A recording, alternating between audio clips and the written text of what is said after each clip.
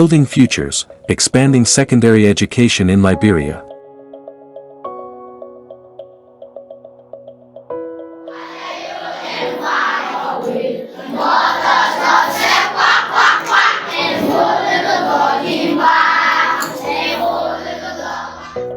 Liberia, a nation striving for progress.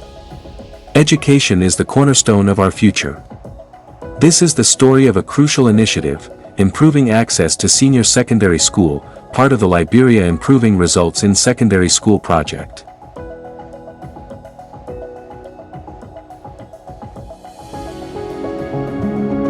First, my vision is to make sure that the Liberian child is educated in an environment that is secure, that is well ventilated, is conducive to learning. This facility represents 21st century infrastructure, and this is what we're looking to use as a model to say, indeed, our educational system is responding to the needs of the students, the teachers, and our community. This structure speaks to planning ahead for population growth and increased enrollment. So I'm beyond elated for the work that I see. Structures were built, but also the areas that will encourage students' extracurricular activities, that you have areas that the students can learn, grow, and have fun.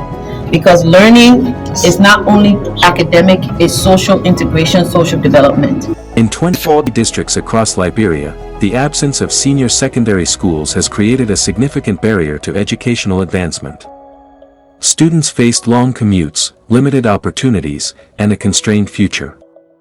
This subcomponent aimed to change that.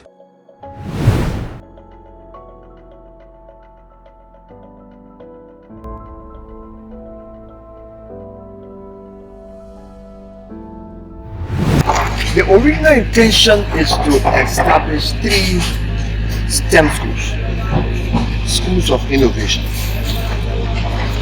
When it comes to science, education, and innovation and technology, we are behind. And so at the onset of this government, 2018, if you remember, we had a summit in Kakata.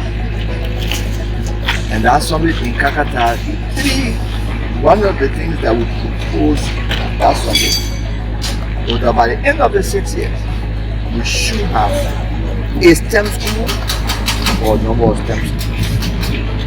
We thought that we have been able to do it. When the thought was conceived, we didn't have the money. The issue of funding was not there. It is in 2019 that we had a summit in 2018, May. It is in 2019 the World Bank offered to help us to get this new school done. The World Bank was not thinking of STEM school, but we are complaining of the underdevelopment of secondary schools. And so the World Bank heard that cry and thought to help. Then the survey started. How many counties or how many districts need additional secondary school? And thanks to Yaba and the guys from Public Work, carefully joined in, they developed the project document. All of my ministers, system ministers, because every Monday we met to brainstorm. Came to the conclusion that there were 25 school districts that did not have secondary school. So we thought that those 25 districts should have secondary school, but not like this. Those were to expand the junior high school to give a secondary school.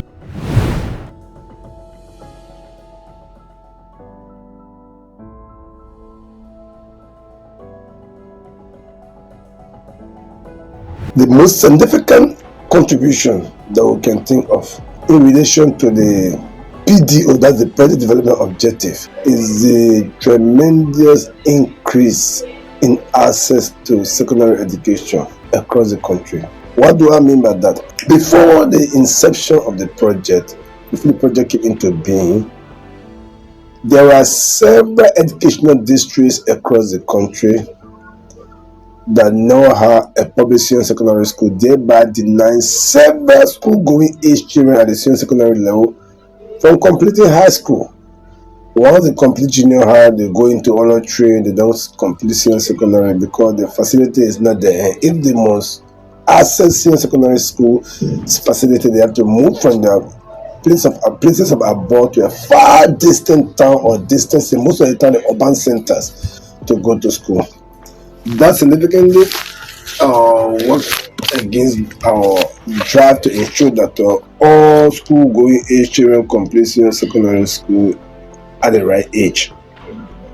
Besides that, young girls also were already not going to school while cases of high female dropout rate across several counties because the learning environment was not too conducive for the girls. And so, because of the RISE project, the construction of a public senior secondary school in every educational district that now has a senior secondary school.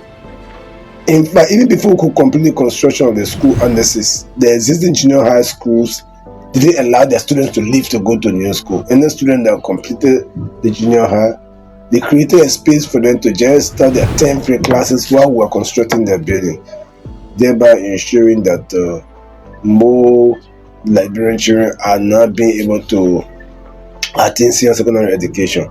So, in short, the increase in access is a very tremendous impact that we can boast of, and that reflects in the cross enrollment rate at the senior secondary level, which is in our educational statistics.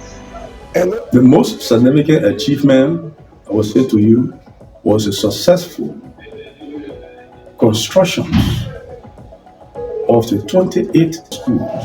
Remember, we have the senior secondary school, the big ones that were constructed in Kakata, Banka, and Ganta. Those are brand new schools that we never had school at all. So within county or districts or in the school environment, those who are school-going age or poor people that live in the area, now as we're learning, they are even eager to go to the schools, but you never had schools at all. That's for that. Then for the 25 JSS expansion, cleverly you will say the most significant achievement is for the district to have a high school. For the district to now have a high school. There are students in our district. I mean, if you leave the district for high school education, that is not your choice. But now the district will have a high school. So you got no cost. If your parent cannot afford for you to leave from one area to go to the capital city or to go to another district to have high school education, you can now remain in your district. So I can classify that as a most significant achievement for the construction process.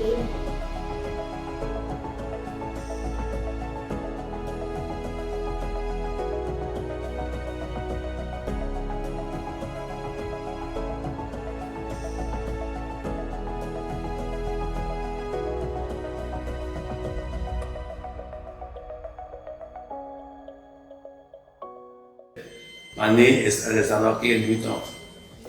I am the registrar for this school, Barrican Senior High School.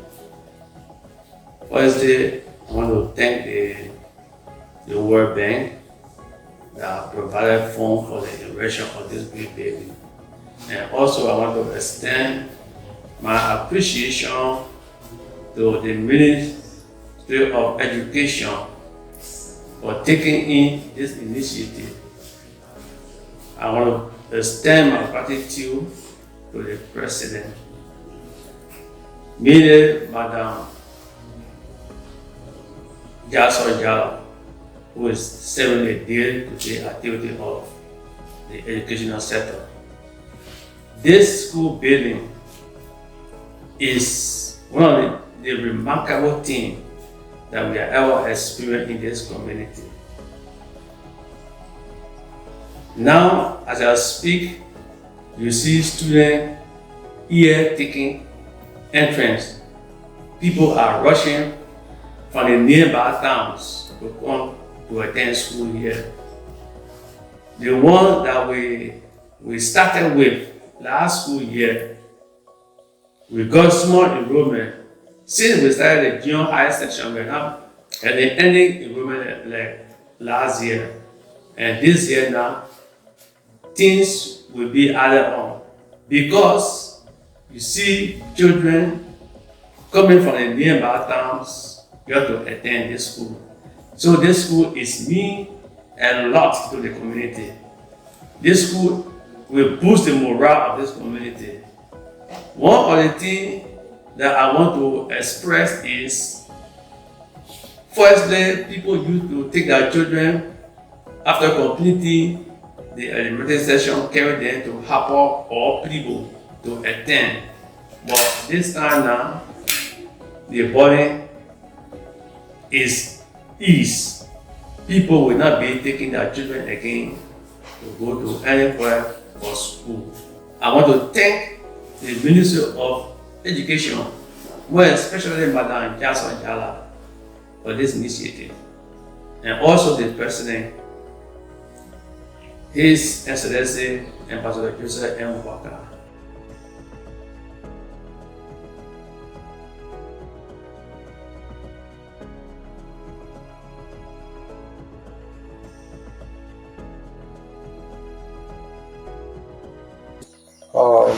My name is Alfonso W.C., principal of the Subcomponent Elementary and Junior High School.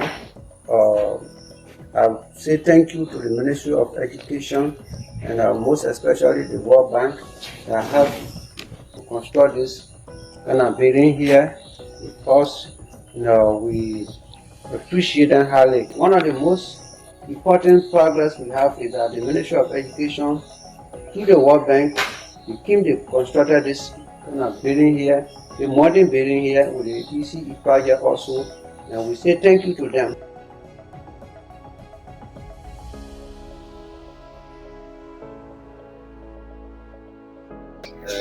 My name is Liber acting principal of this school, K-12 Elementary and Junior High School. And I'm happy for this project. Having this project is a big advantage to our community. And our community having this kind of project, I'm sure, will benefit our community a lot. And with the facilities around this building, in this building, students, even other people that drop out of high school, when they saw this facility, they were impressed. And trust me, next academic, children will be impressed to come here to learn. So having this kind of project needed with the facility in here, like the laboratory equipment, all the facility, the classroom, the various offices, these materials they are trying to attract our learners to come. So I'm sure majority of our students that drop from school with this kind of facility, they will come and learn. I'm grateful and I'm happy to World Bank, the Ministry of Education, the government of Liberia, for thinking about bringing such a project to this community, a community that is almost 1,000 miles away from Monrovia. To have the facility here, I'm sure government is really trying to decentralize education. Not just education, but quality education. Because this building that are here with the facility, I'm saying quality learning will take place here. My name is Anthony too. I'm a citizen of Jarkin. Then it's good for you people to bring the school here. And we are happy. We the Jarkin people, we happy. We are happy for the school. Tennessee City, the PDH American High School. I'm happy for the construction of the building.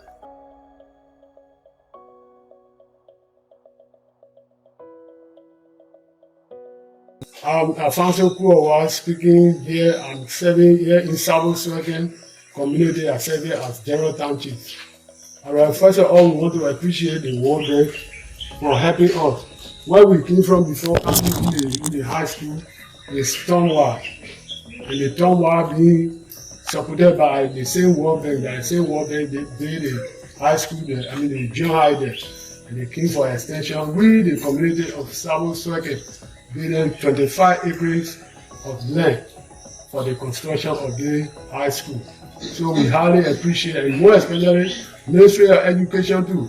We say thank you to them. God bless them. We always will be in the support of the education system in Sabo Sweke. My name is Mr. SBC, Commissioner of Sabo Administrative District. And we are so happy, we appreciate World Bank, RFU, and our brother school, high school here to us. This school will help the whole Sabo district, Garo district, Tubo district, and the whole Roji. Once the school is open, all will be lecturer to come and live in the community. And so we highly appreciate RF and the World Bank. We are recommending again that this place do work.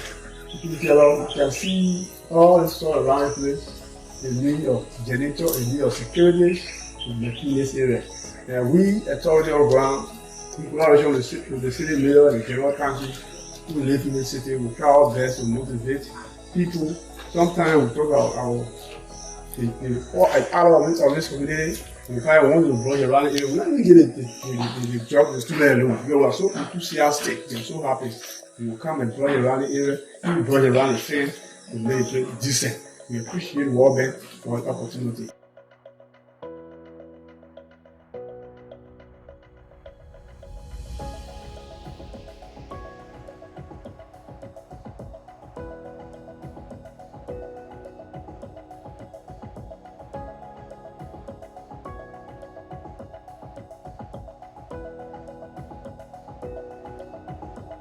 I'm D. Horace Gibson, the principal of the OSO Public School.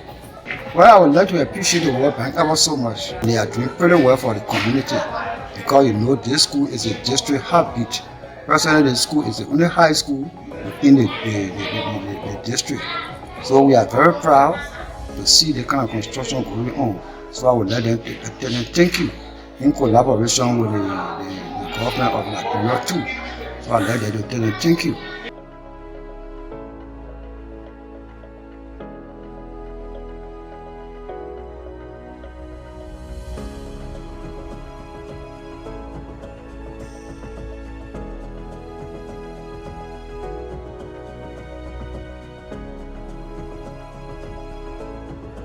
I'm Saturday Smoke. I served on as PTA chairman of the school. After I left, I started to work in the commissioner's office. Even though I was not serving as PTA chairman, at the time the people came to construct the school, but we started a negotiation with World Bank. When I was serving as PTA chairman, people from the Ministry of Education came along with World Bank people and we started the negotiation, but I left. Unfortunately, when I left before the construction of the building began. The importance of it is it will ease some burden of our people that do not have people that do not have the financial means of sending their children after they have graduated from junior high school from here. So now, when you graduate from junior high school, the people do not have the means of sending them further to go to school. That would be the end of the educational social. The beginning of this school is very important. First of all, let me be grateful to God for this project, and I want to thank the Ministry of Education for the good work that they have done for the people of Orange. Also to the World Bank, I will say the people of Orange hail you for what you have done for the people, for the children of the district. We highly appreciate it.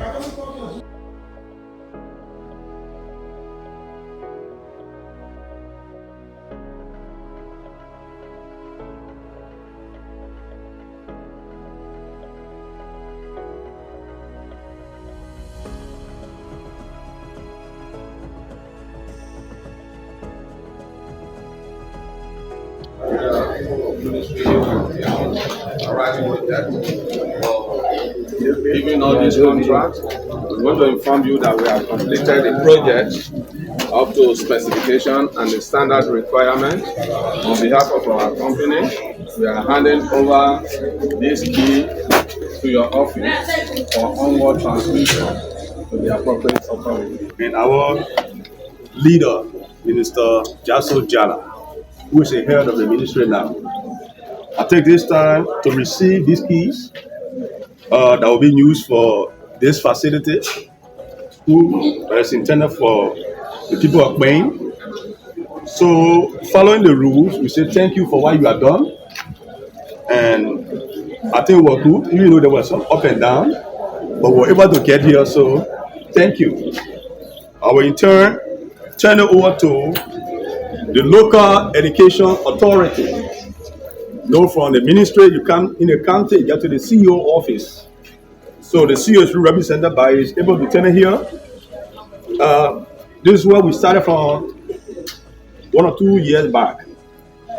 Today we are fortunate to reach here. So proudly, I want to take the keys over to you as authority within the county. Implementer or representation that are here, we are overwhelmed over these ideas of bringing this education to the rural area. By that, to the EO office, we are left with nothing but to say, Honorable Principal, thank you and your instructional staff, the student community, for the hard work done so far. Thank you, World Bank. Thank you, Ministry of Education. Thank you to the government of Liberia.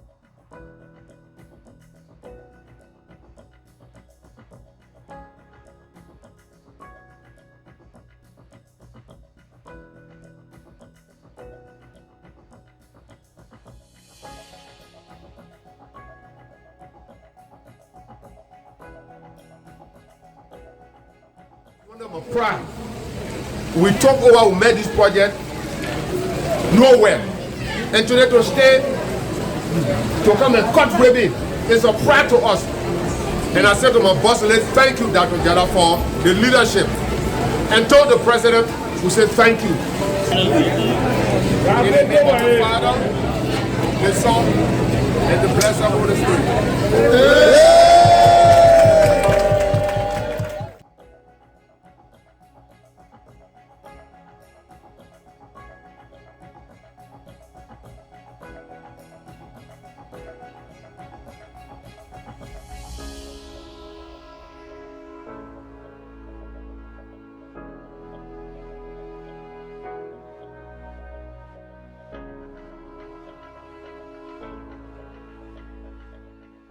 The first phase focused on strengthening existing infrastructure.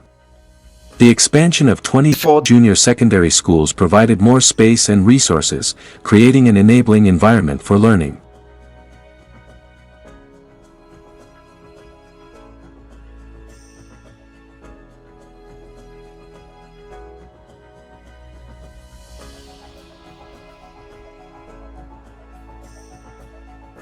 To further enhance access and quality, 3 state-of-the-art senior secondary schools were planned and constructed in strategic locations: Kakata,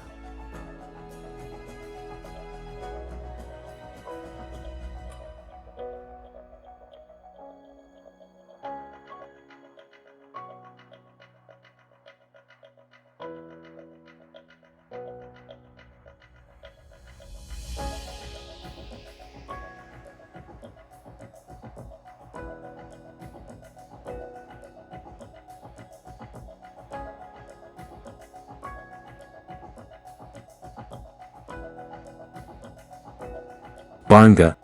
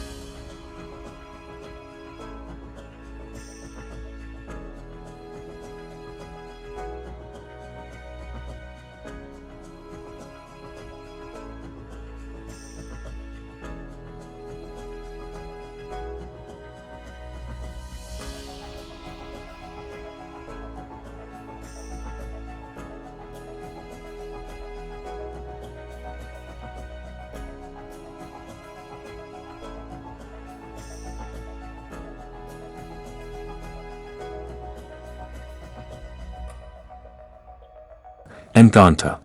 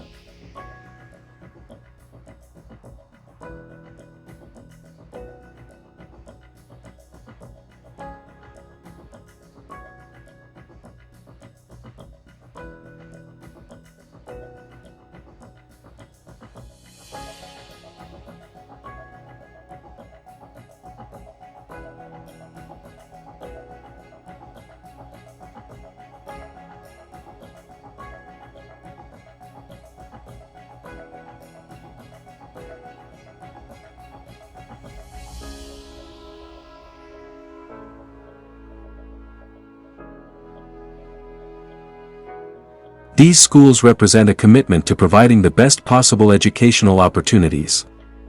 The impact is already being felt. Students are excelling, teachers are empowered, and communities are thriving. These are just a few of the success stories emerging from this initiative.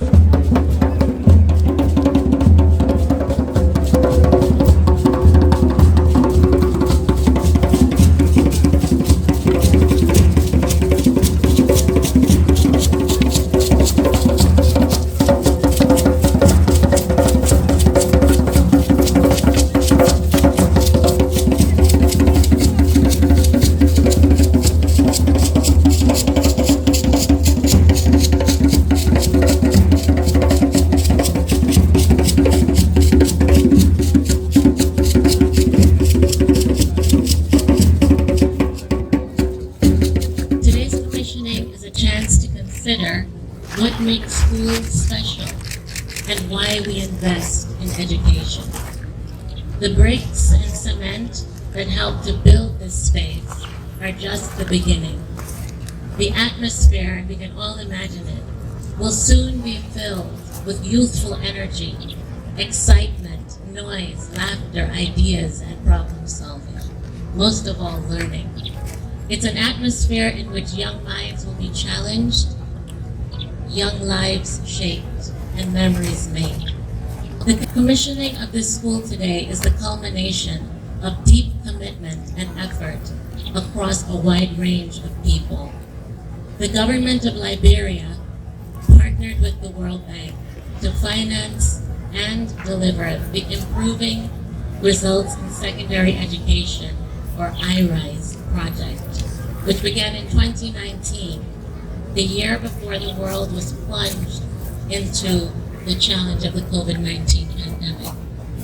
The $47 million investment had a simple but ambitious aim: to improve equitable access and equality of secondary education and to provide a response to COVID-19 once the pandemic began.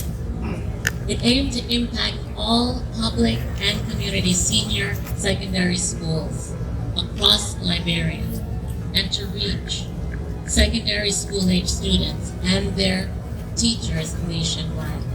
6 years of hard work has paid off, and we're celebrating that today. This project has had wide impacts, improving learning conditions for over 150 secondary schools in Liberia, awarding scholarships, recruiting, training, and deploying female guidance counselors in all senior secondary schools, improving the quality of teaching, and producing and distributing the first Liberian-produced secondary school textbooks in the 5 core subjects, and this is one of them, among other important results. Hearty thanks to all who have been involved in this magnificent and major undertaking, and huge kudos to Minister Jala and the Ministry of Education team for seeing this to completion. These are exciting and positive results, but ultimately they are only inputs. What matters most is that Liberia's young people can seize the opportunity to get the education they need to unlock their future. Young people, we believe in you. You embody the bright, prosperous, and peaceful future of the Republic of Liberia. We encourage you to seize this opportunity to learn and discover who you can become. Today marks a significant step in our collective effort to positively alter the trajectory of education in Liberia. As we gather this afternoon with great pride and deep gratitude, we officially commissioned the first of two of Liberia's newest state-of-the-art model secondary schools, with each costed at $1.6 million. I am pleased to emphatically proclaim the school's ultra-modern nature because it has, among other facilities, boasts 15 classrooms, a technical vocational space for TVET programs, gender-sensitive inclusions, and accessible support for individuals with disability, science and digital labs, library, solar power running water, and sports facilities including a football pitch, as well as basketball and volleyball courts and more. Each school can accommodate up to 1,000 students, which will significantly reduce our overcrowding and enhance the learning environment. This has been possible by President Bokai's led government through the Ministry of Education with funding support from the World Bank's International Development Association IDA facility. Your Excellency, ladies and gentlemen, I will be remiss if I do not put this commissioning and celebration in the proper context and perspective. When we assumed leadership at the Ministry of Education, many of our civil work activities were lagging and at risk due to implementation delays. Projects were bedeviled with delayed payments to contractors, which stalled progress on civil works, as well as unsatisfactory performance by contractors, leading to termination and re-awarding of contracts. In resetting the pace for completion, we responded by strengthening our monitoring and supervision, and we made the critical decision to change the narrative in line with President Bokai's mandate to move away from business as usual. And guided by my own mantra, no good venture goes uncompleted under my watch. Today, here we are celebrating hard work and an initiative that has brought us closer to bridging the gap in access to quality secondary education. This initiative aligns with Pillar 4 of our Arrest Agenda, which focuses on enhancing the quality of education and human development. It reflects our commitment to creating learning environments where the brightest minds, young minds, can thrive, irrespective of their background, county of residence, county of origin, or economic status. It is about the people of Liberia and not merely politics. Admission to these schools will be merit-based, with strong emphasis placed on prioritizing students from disadvantaged communities. As we celebrate today's achievement, let us look ahead with determination and unity. We must ensure that the resources we have invested translate into tangible results. We shall continue to support our students, empower our teachers, and hold ourselves accountable for delivering on the promise of quality education.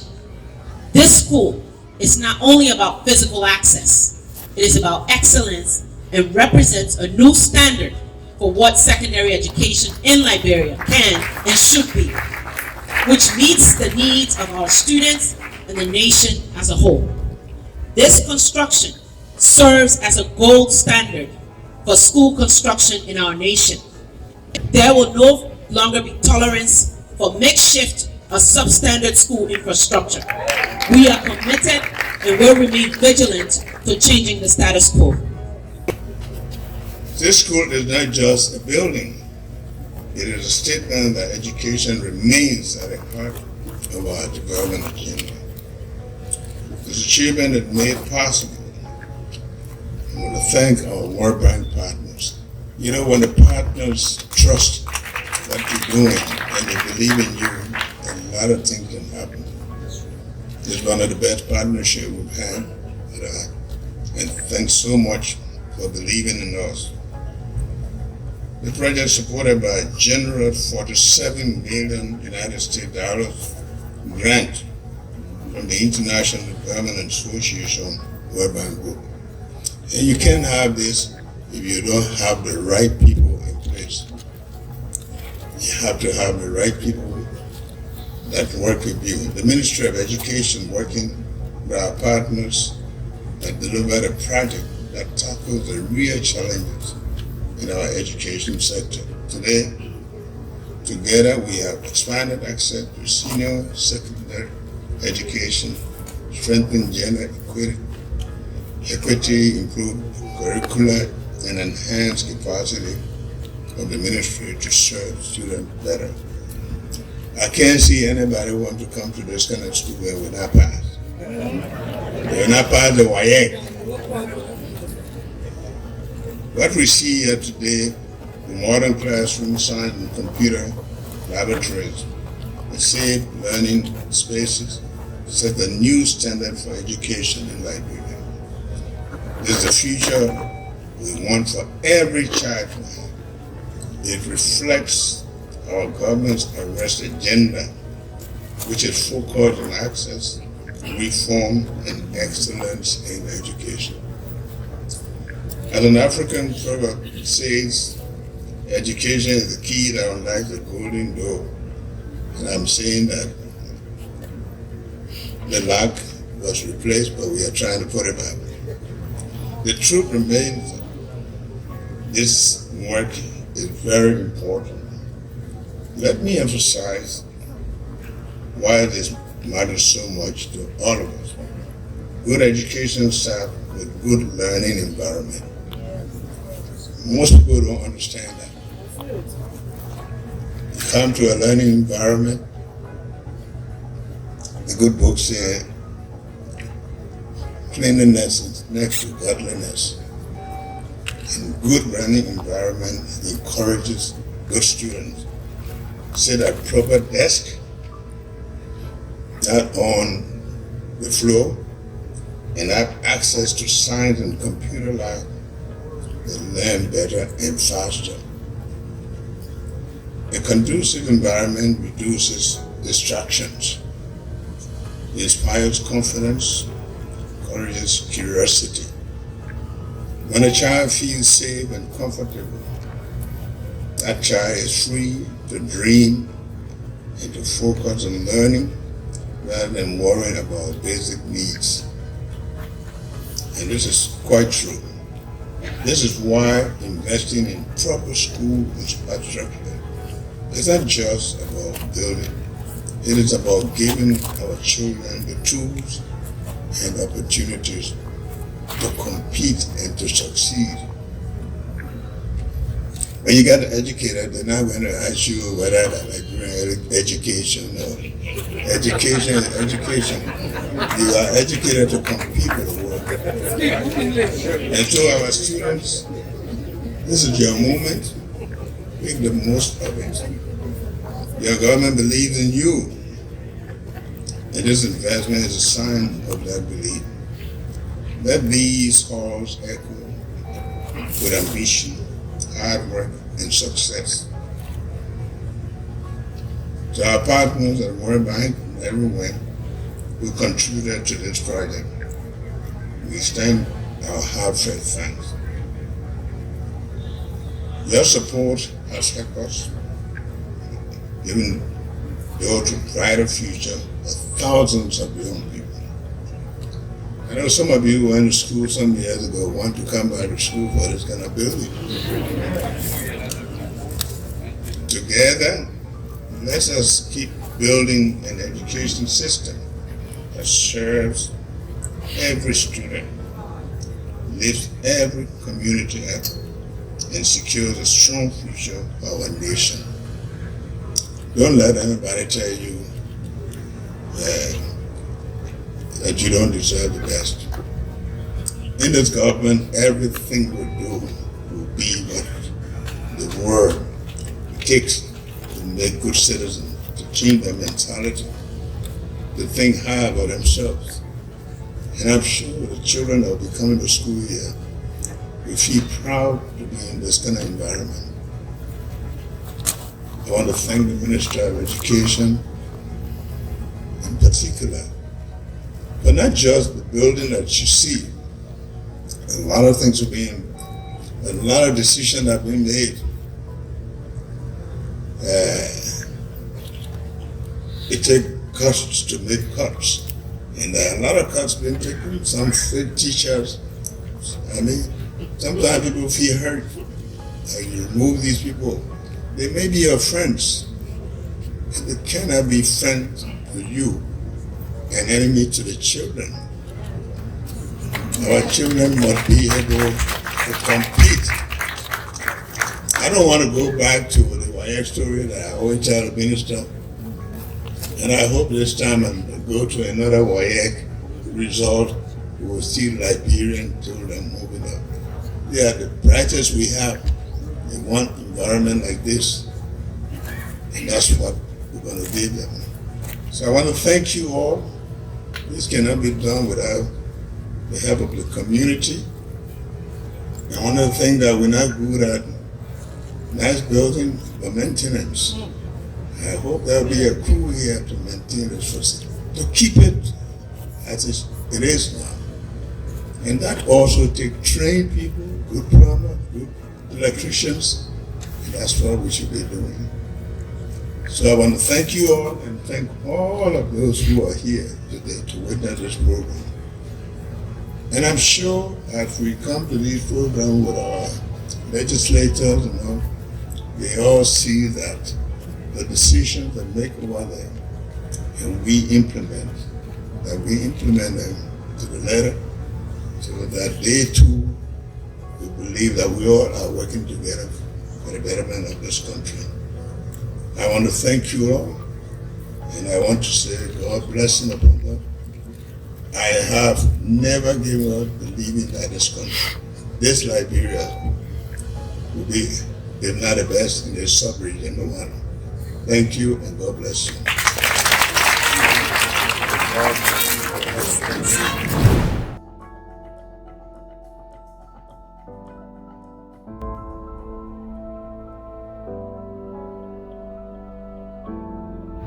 I'm Honorable Thomas M. Parker. I'm the Assistant Minister for Planning, Research and Development at the Ministry of Education. And on this project, I also serve as a component lead for this component that has to do with civil works out of the construction under the World Bank project. And you talk about my excitement. I'm grateful to God that under my watch and my direct supervision, the projects can be dedicated. We met the project at the point where they needed strong monitoring and supervision, like the minister said. So, having been committed to making sure that the right thing is done, and with the kind of leadership Minister Jara continued to provide for us, we took the full responsibility to make sure that our engineers, our technicians, our monitors were all on the field, day and night, because we knew one day this day would have come, a day when our leaders, our people, our children, our partners will be happy for quality. And my excitement is just about the kind of quality that we have produced as a team. The RS team, led by Mr. Kazuru, and of course, I heading the quality control team. And I want to appreciate all of my team members, Zawu, Yaba, and the rest of the guys. They did it so well. Yeah. Like I ever said, the team did not compromise on quality. So what you see today was because we stuck to quality. And the leadership that we have, Dr. Jala, she says, I want the best. So the challenges were numerous, but thank God that we turn challenges into opportunities, and we are successful today. First of all, go to our local authorities. The facility is for them, for the people of Nimba, yield the people of Liberia. Ownership is what we expect of them. Make sure that the building is clean and the building is maintained. And to the children, don't compromise for anything less. Go for the best. This will be a school of excellence. We want the best to be produced out of the school. So we look forward to seeing the best out of the school.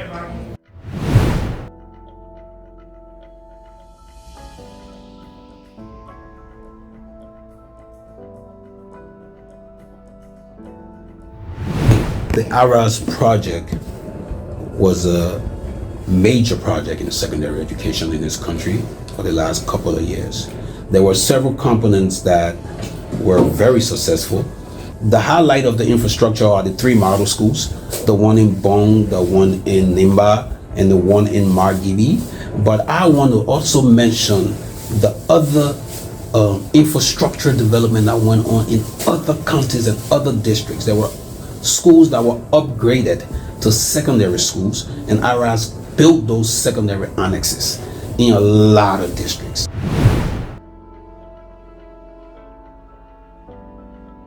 My name is Magnus Boxing, and of course, I'm the president of the Bong County Student Union. And it's a pleasure being here at this. So obviously, I like to be at this building because it is a very beautiful structure. It is the first of its kind of a senior secondary school of this kind in our county.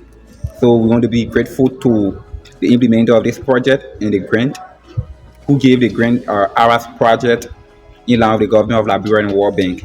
We think this is the beginning of a new era where students will fit to a comfortable place on learning. This alone gives the student a kind of environment and test for education. Because once you are sitting at a good place learning, it makes you gain more improvement. But where you are at the area where you are not understanding anything, sometimes you see them here in park in your general area. Sometimes it gives that kind of takes credit to education within our sector. So I want to be grateful to ARAS project. We think this is the beginning of a new era, and once maintained and well monitored by the Ministry of Education, it will teach the dynamics of education in our country, and students will keep waiting to learn in a nice and good structure. Thank you. Elijah T. Kalon, and the president of the government run to Modelajo.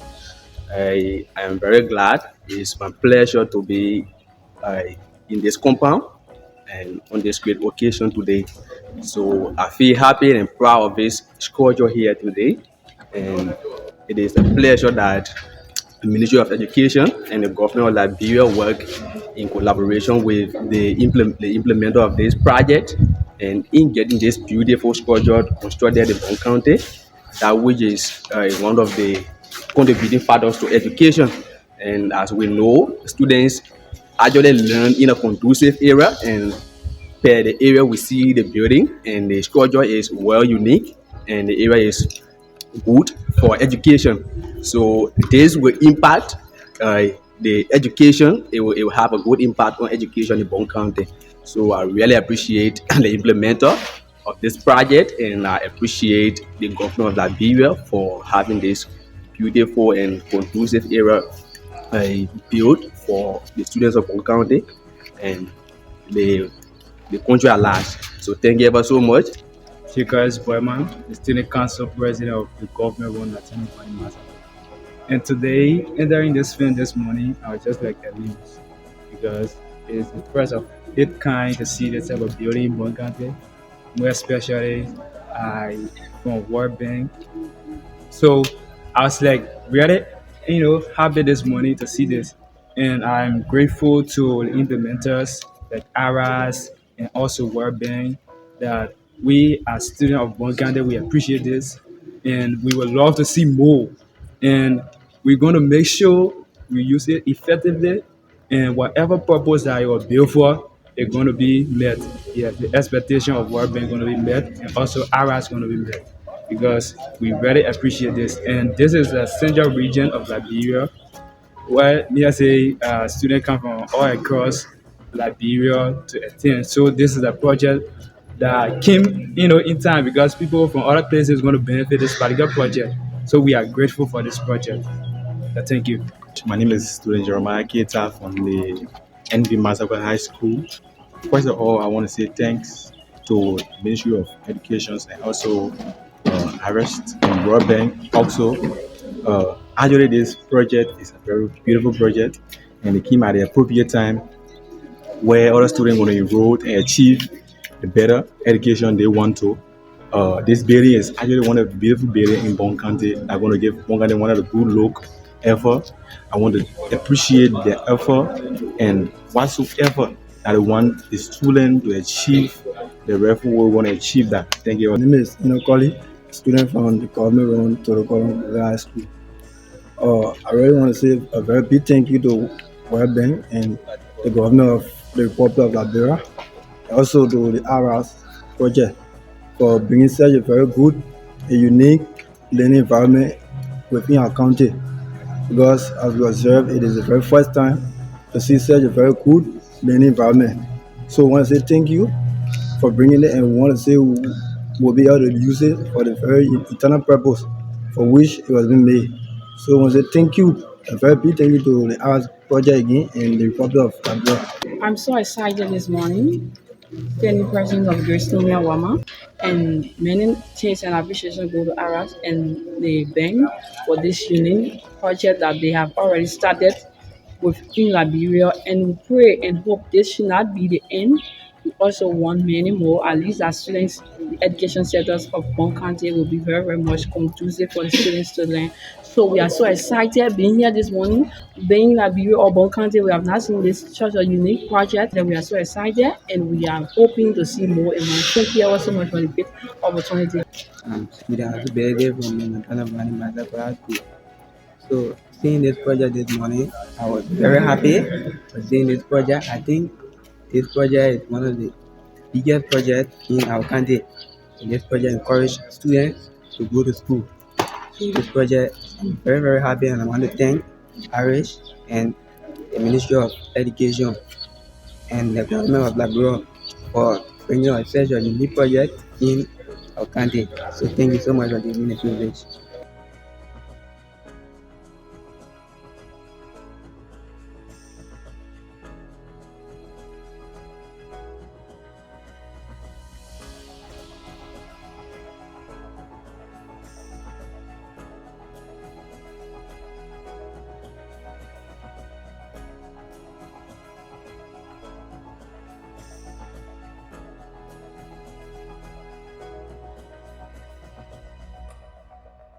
The path to progress is not always smooth. Challenges such as poor infrastructure, limited connectivity, and logistical difficulties have tested the resolve of the project team. But these obstacles have been overcome.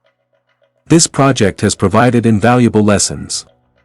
We've learned the importance of community involvement, adaptive planning, and the resilience of the Liberian people. Collaboration with stakeholders is key to success.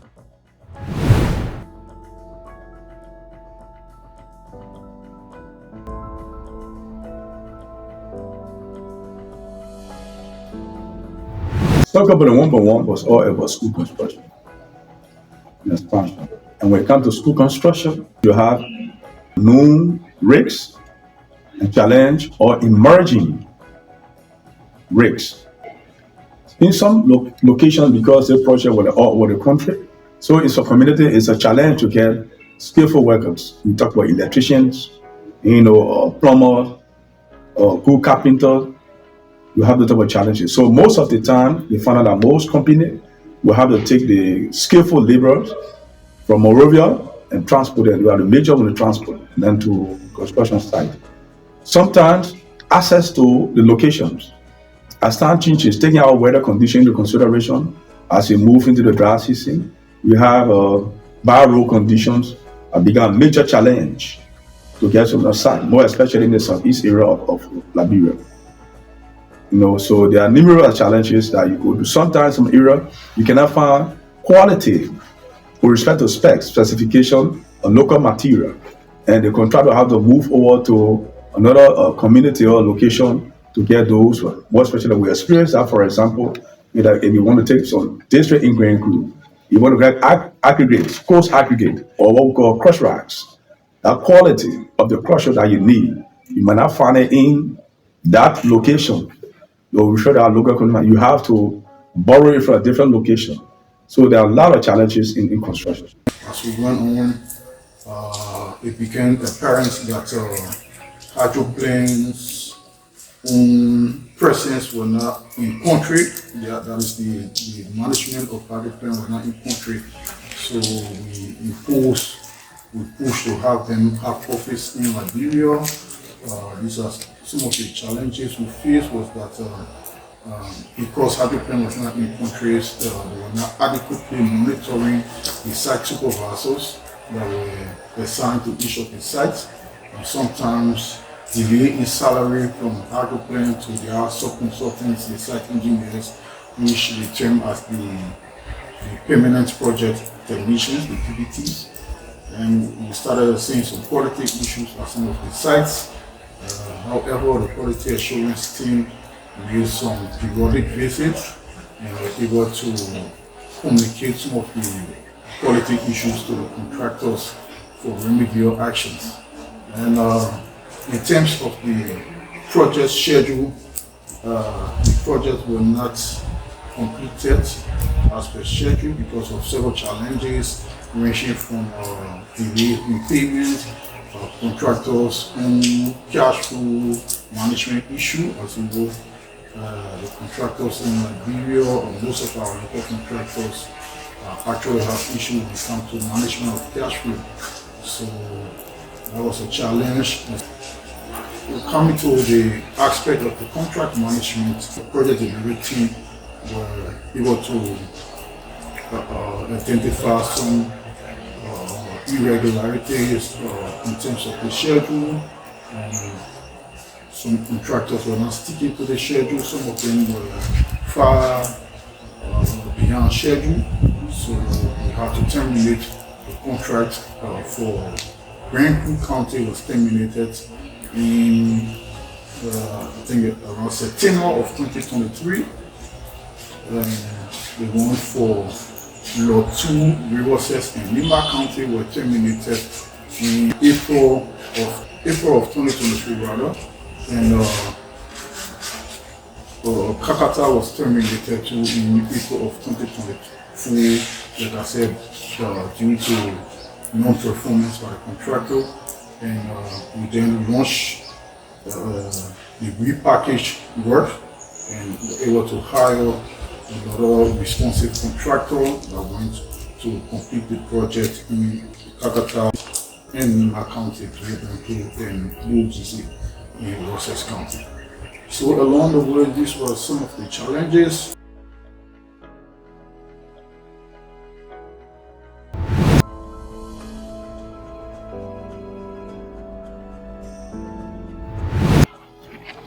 2 years ago, we got a contract with Constar, and there's another one called Banga, and another one, ICC, and JNL.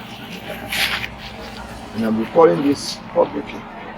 I am disappointed, very disappointed, that the portion of the contract that we gave to the Liberian citizen who would have taken this job to be first foremost, recognizing that it is for him, it is for his people, it is for his country. He is the one who did that to the foundation slab. Liberian man, he called it not even fair. So when we do that to ourselves and then we still want to develop country, go to Ghana, know how they play looking, go to their place. It doesn't happen with muff. It happens with intention. Each of you got to do your part. So if we are taking that other job and give it to only these experiences, oh, we hear when they get big job, they give it to the white people. But give me one good reason why we shouldn't get it one. One good reason. When you will not do it. Or you will do it when Jesus comes. Because you're not coming to work. Real contractor. 7:30 is not here. If you got a support, 7:30 you're here taking roster for your men that are coming. If you got to get them full, get them full. If there has to be motivation so they can do the job, because time, as far as contract is concerned, is more critical than anything else. This job here in Ghana was my baby. I've been here more than 5 times. From the time they were digging the foundation, I was here. I came to break ground for this place. Break ground. This place. And so when they started, they impressed me. They were the darling of this project.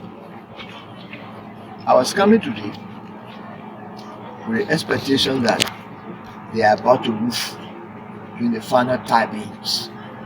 That's what I came to see. To come today and find out that they are just finished slabbing the first floor and they're still running pillars, it made me shame. Now I need to know what happened in between. Yaba, Zulu and Zau, I don't want to be there. the project has to be done on time. We are raising additional funds for the workers, and you know now why the workers can be reluctant to get into construction. You got to convince them to get into construction because they know that when we take construction, it does not work. You got to convince them. This project would have made us to convince them that it can happen. But let us take JMAS. It's going gradually. But I don't want for the record to show that at this point of inspection, next week Monday will pass into a new government. I thought when we pass to the new government, buildings that are getting to roof level. I don't say finish it, I mean get to roof level. They have not plastered, they have not even put the blacks up. Just 3 areas that got blacks and all of that. You want the machine. So I need to investigate to find out what happened. How come the first is becoming the last? How come Constar that was the first is becoming second?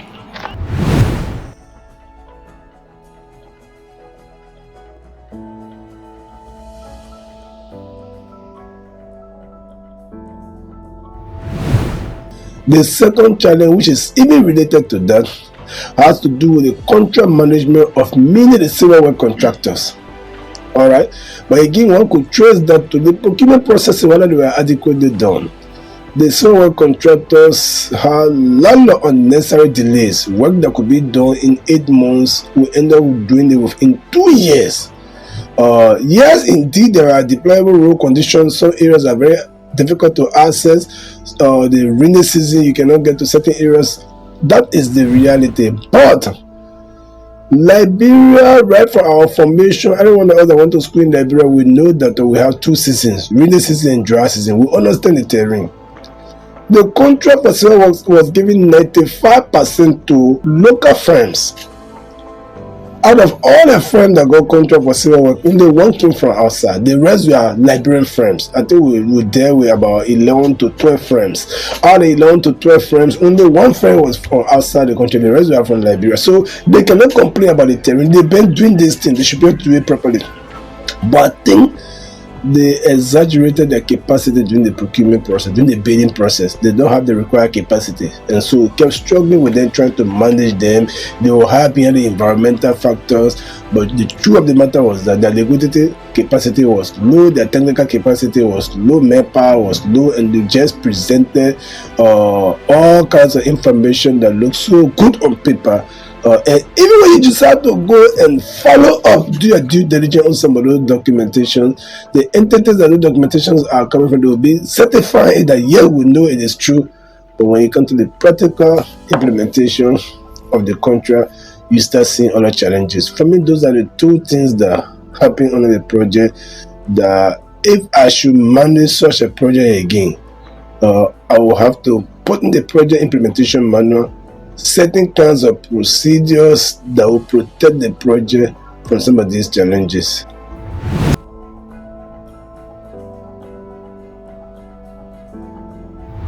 To answer that question, we go straight to the water supply system. For the design of the project in Liberia, normally when you dig a shallow well, you go 30 to 40 feet, you find underground water, or you find water that can be used for the students on campus. But on this project, they say unforeseen challenges that we met. One major one was groundwater. The certain site in the southeast area, after we dug 30 feet to 40 feet, we could not get water.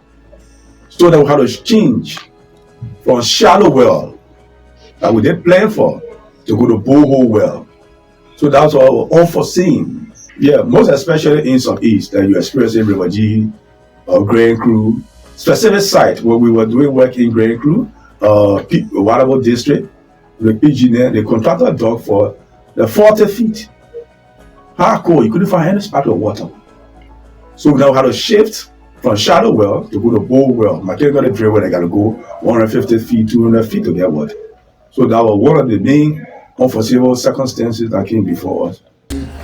Out of the 25 GSS expansion, we were able to complete to 23 of them.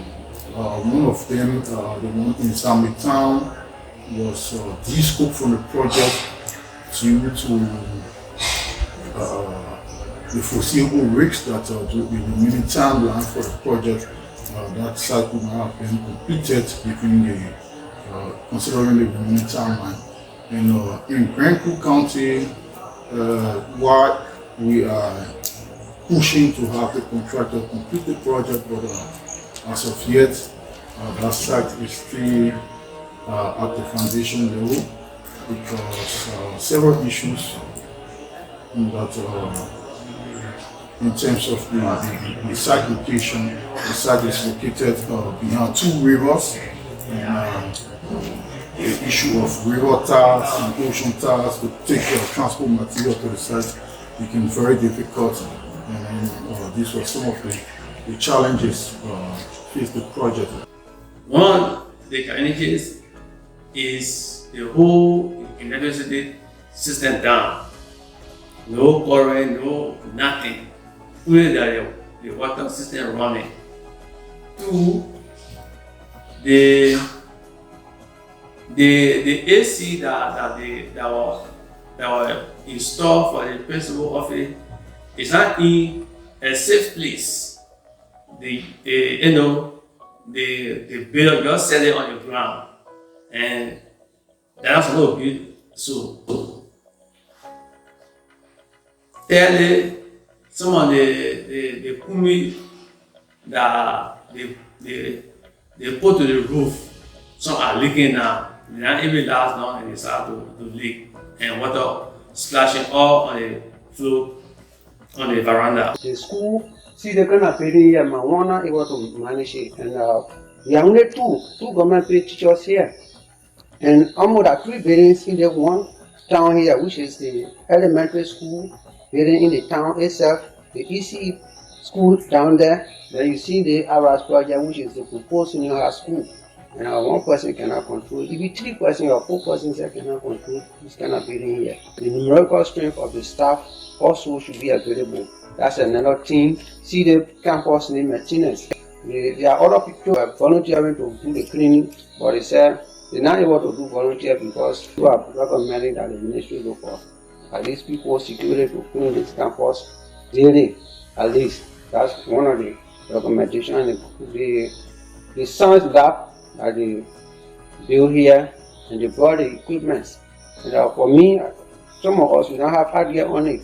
So we want the ministry also to look for people to train so that the science lab can function. That's one of the best recommendations I can make. From kindergarten to the junior high level, we are only 2 teachers, and volunteer teachers attached to us, almost 4 to 5 years no pay. So those guys, they are reluctant. Sometimes they come to school, other days they will not come. You can't hold them accountable because you're not giving them anything. That's the problem. So this is a rural area. PTA, all they know is that they just say they want to answer the title, I'm chairman, or I'm a member of the PTA board. Even some of them cannot go on the campus until the year end to check whether the school is functioning or not functioning. They don't get time. They go on their farms. These are some of the things. But no teacher here. We have one of the challenges is the teachers. There are no teachers. We have the school has already opened. We already extended to the high school level. But I'm finding a way now to get in contact with other friends that are high, the TU and all other colleges, so that they can come after their graduation to come so that they can help us. Mainly our own children from here. Because what I look at is you cannot get somebody from out of the place or out of the county to bring them here will be cost intensive. So we are very struggling to get teachers on campus.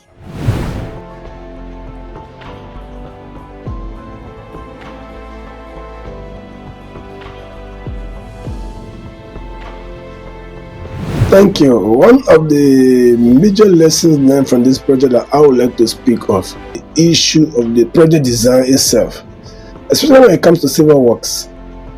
For example, there are 1 or 2 schools we have not completed up to now. All the materials are on site, the rainy season is ongoing, it is around September, October that they will be completed. And the reason for that is that these are areas that in reality they are very hard to reach conventional construction materials cannot easily be transported there. You take, for example, Nifu in Grand Cru County.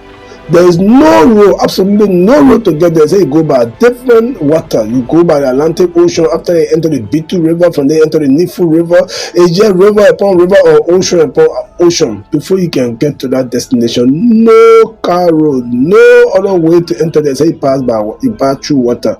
And then our waterway system, our water transport system is not efficient in this part of the world. It's not sophisticated. We are still dealing with canoes instead of even talking about boat and what have you. Those canoes, how many bags of cement can they tow? Some of the location you can even find local material across rack in the required quality to construct the schools. Alright, then you are talking about a single design that you are using in Monrovia. The same design should go to such a location. It became a major challenge under this project because most of the rural areas that were building those schools, they are highly inaccessible. It would have been better for us to have a tailor-made design based on a local context to be able to do the school construction. We could use total local materials that just make sure they have a school there instead of saying whatsoever we do in Monrovia, we are also going to do it in Nifu in Grand Cru, or Belefasama in the Bapolo County, or Jakake in the Roji County, So those are challenges. Those are really challenges. Up to now, the World Bank has to advise us to cancel the Zamitan project because Zamitan was very inaccessible in carrying building materials there. I think if we knew this right at project design, we could have customized design based on the specific location. So I think it's a lesson that going forward for civil works in Liberia, customize the design based on the specific location. Along the way, there are so many lessons we learned during the project implementation. For example, if you ask me what could we have done better, I think during the planning phase, we should have been able to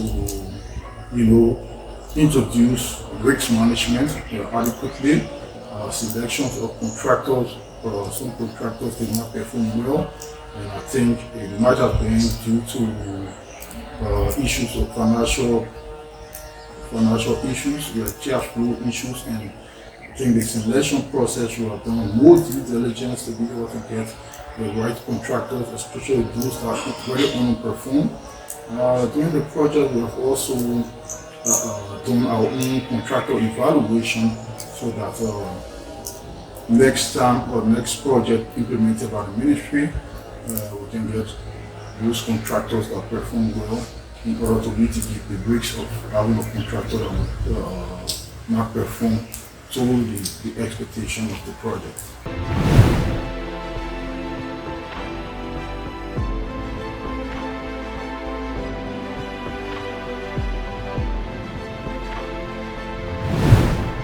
I would like to say that the community involvement was a success story. Even though the results were a mixed result, but the reason why I'm saying that the community empowerment approach was a success story is because even the World Bank at the initial stage of project design, they said the community empowerment approach was going to be a pilot, so that we can learn lessons from it. So from that context, whatsoever happened under the community empowerment approach, it's a lesson for us to plan better in subsequent projects. The pilot went very well. So for me, from that context, I can say that the community empowerment approach was a success. Notwithstanding that success story, I also like to make it clear that the community empowerment approach was really full of mixed reactions. Or it brought the community together, it brought ownership of project, but the major challenge was in the area of capacity. We had certain procurement procedures that are standard procurement procedures in line with the World Bank or the government procurement regulations. We had certain financial management procedures that were standard procedures in line with the World Bank or the government public financial management regulations. So At the end of the day, we not took into consideration the fact that those that were in the community may not be as sophisticated to be able to carry out those kind of procurement processes and those kind of financial record keeping and financial management processes. So at the end of the day, refresher training upon refresher training to give them the technical know-how to do this well, there are a lot of lapses also in it. But for me, I still call it a success story because that was the intent, to learn from the pilot. And so going forward, if you ask me to now do community empowerment approach, we can give some responsibility to the community, but some of the technical responsibility we have to keep it at the central level. The financial management must be kept at the central level, the procurement management should be kept at the central level, and the rest of the other activities that will make sure the community is fully involved into it. One was saying you are denying them technical skills. They can come over and learn from the central level how it is being done. We coach them, we make sure that they do hand holding in the process. They observe the process, they participate in it, but they are not the one leading it. So you can hold their hands and teach them and train them into it for next time. But the way we did it, making them to open their own bank account, managing the bank account, they don't even know how to manage a bank account, asking them to conduct their own procurement processes and what have you. We don't know any of the procedure, no matter how we taught them, all the documents are looking so technical to them. In my mind, these are areas that we need to restructure. It must all come up with community empowerment approach again.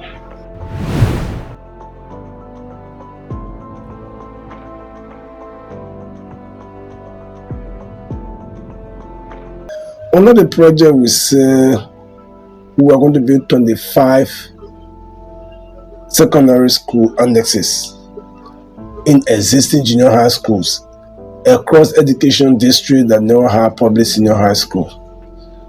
As at June 30th, when we were closing the project, we have already cancelled one of the civil work contracts, and they will say we shouldn't continue because of the time. The tremendous delay, terminating contract, repackaging the contract, it was already late, which is the Zamitan project. So that means no matter what, we don't have all the 25 schools built 100%, even though it started in Zamitan, but it was not built 100%. However, our hope is not lost. The national government, through the Ministry of Education, is committed to making the necessary funding available to still continue with the completion of that school. So maybe 6-8 months from now, in the next academic year, that school will still be available. But from project language perspective, that was not a success because that school was not completed. The funds were rechanneled to all the activities under the project. Kakata, Nifu, Fenito, they were still under construction as of June 30, even though all materials for civil work were already at the site, but the labor costs had to be de-scoped from the project also. And as I speak to you today, I'm already in September. It is now that we are finishing those schools. Kakata is now finished. We're going to be doing the turnover, which is still a success story because as we read the final report in September, we'll be saying that Kakata was completed, which is good. We'll be saying that banking was completed, which is good, and so on and so forth. But 100% no, it's going for 99%. Okay, and that makes us to say at the end of the project, the original intent that no education district should be without a public high school. That case will not be. It will not be one education district without a public high school. From that perspective, I don't think the subcomponent achieved its intermediate target completely.